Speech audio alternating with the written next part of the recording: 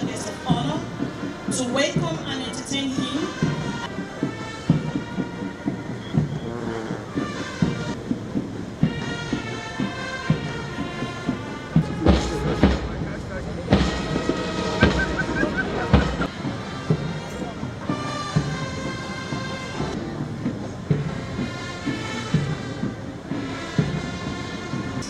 The guards just presented arms to the special.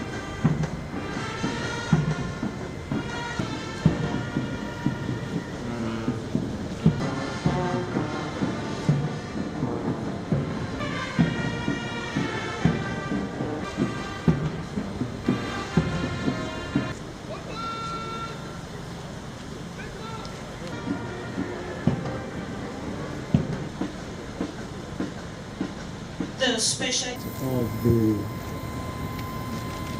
Air Force, Nigeria Air Force, as well as for the safety and security of the Nigerian people and our territory, and to the glory of the Almighty God.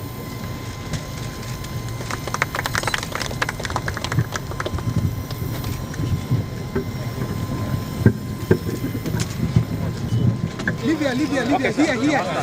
Come on, here.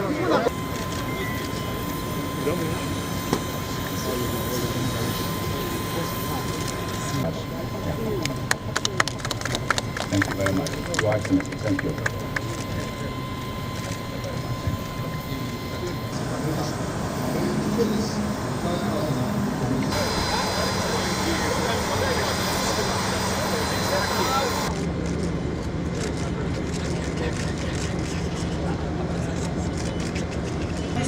Invited guests, ladies and gentlemen, we will now have the honor.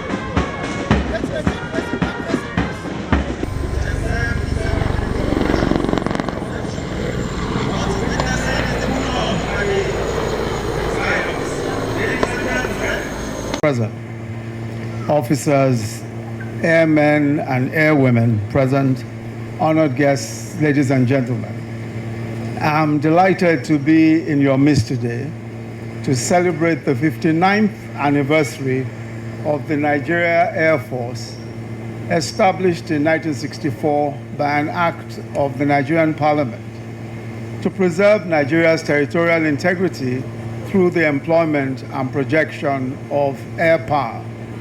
And I bring you the very warm felicitations of His Excellency that the Air Force has, in the years since its establishment, proved its mettle both locally and internationally.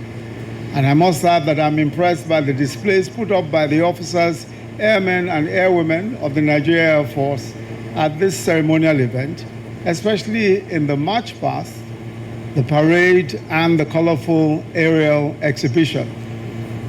These displays aptly demonstrate the Nigeria Air Force's commitment to achieving high standards of operational readiness.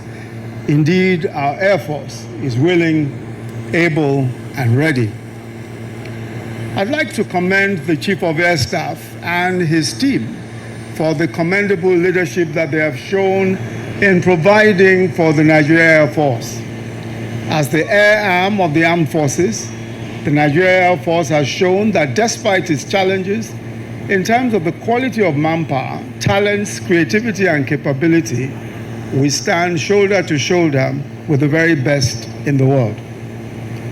As a country, we are proud that in less than 4 years, we've been able to revitalize our armed forces. And in keeping with his promise that as Commander-in-Chief of the Nigerian Armed Forces, he would prioritize the restoration of professionalism in the military to enable them effectively discharge their responsibilities, His Excellency President Muhammadu Buhari ensured that substantial investments have been made in acquiring new platforms and other support equipment for the military and other security agencies, as well as reactivating and upgrading existing platforms. In the last 4 years, the administration acquired new air platforms for the Nigeria Air Force, such as the JF-17 Thunder multi-role fighter aircraft, the A-29 Super Tucano aircraft, the Diamond 62 aircraft and the T-129 attack helicopter, Beechcraft, and the unmanned aerial systems. And we have just commissioned 2 of those platforms that had been purchased earlier by this administration. The Air Force has also reactivated several aircrafts, and it's worthy of note that the procurement process for military hardware has been reviewed to remove inefficiency and to introduce transparency. For example, the procurement process for the purchase of the 12 Super Tucano aircrafts in 2018 was done through a transparent, first-of-its-kind government-to-government deal with the United States of America. It's evident that the huge investments in the capacity development of the Nigerian Air Force has helped to turn the tide against terrorists and other violent non-state actors in our nation. We must also commend the renewed focus on research and innovation and self-reliance by the Chief of Air Staff. This is far-sighted, and it builds on a tradition that the Air Force has established in the years of this administration, of research, of doing creative work, and trying to strengthen our Air Force in various ways. It's also an important component of the development of our military-industrial complex for Nigeria and the armed forces in general. And I'm pleased to note that we're seeing an Air Force that is increasingly confident about its ability and its capability to innovate and to deploy locally developed technology. And this is manifesting in various ways, from the locally developed operational unmanned aerial vehicle, the Saigumi, which the President formally inducted into service in February 2018, to this collaborative work being done at the Air Force Research and Development Center in Kaduna to produce the first ever made in Nigeria aircraft. Of course, this must be situated within the general context of a greater emphasis on local capacity building by the Nigerian Armed Forces, with developments like the establishment of the Nigeria Army University and the revitalization of our Defense Industries Corporation of Nigeria, DICON, serving as testaments to this renewed emphasis. The Nigeria Air Force should also strive to expand its collaborations outside of the military. And by this I mean the collaborations with academia, with think tanks, with civilian technology, hubs, and independent innovators and creators. I'm aware from discussions with the Chief of Air Staff that collaborations with our university and research institutions is already growing. There's a great amount of potential waiting to be unleashed from these partnerships. Once again, I salute the resolve of our armed forces and the invaluable contributions of other security agencies in fully containing the security challenges in some parts of our nation, especially the contributions of the Nigeria Air Force in addressing the security challenges of armed banditry, cattle rustling, and kidnapping in the Northwest and in the North Central.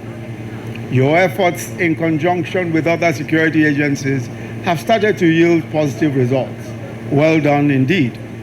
But let us never lose sight of the reason for our existence as the military component of government. It is that the security and well-being of our people is an irreducible minimum and the chief responsibility of all legitimate governments. I therefore charge you to continue to work to earn the confidence of the nation and the respect of the international community as you protect lives and property, neutralizing all existing and emerging national security threats. I'd like to urge greater cooperation and mutual trust between the various arms of the armed forces, even while maintaining the healthy spirit of competition that underpins innovation and increased efficiency. Finally, let me, on behalf of Mr. President, thank all Nigerians for coming together as a united and determined people, irrespective of parochial affiliations, to partner with the armed forces in the war against terror and insurgency.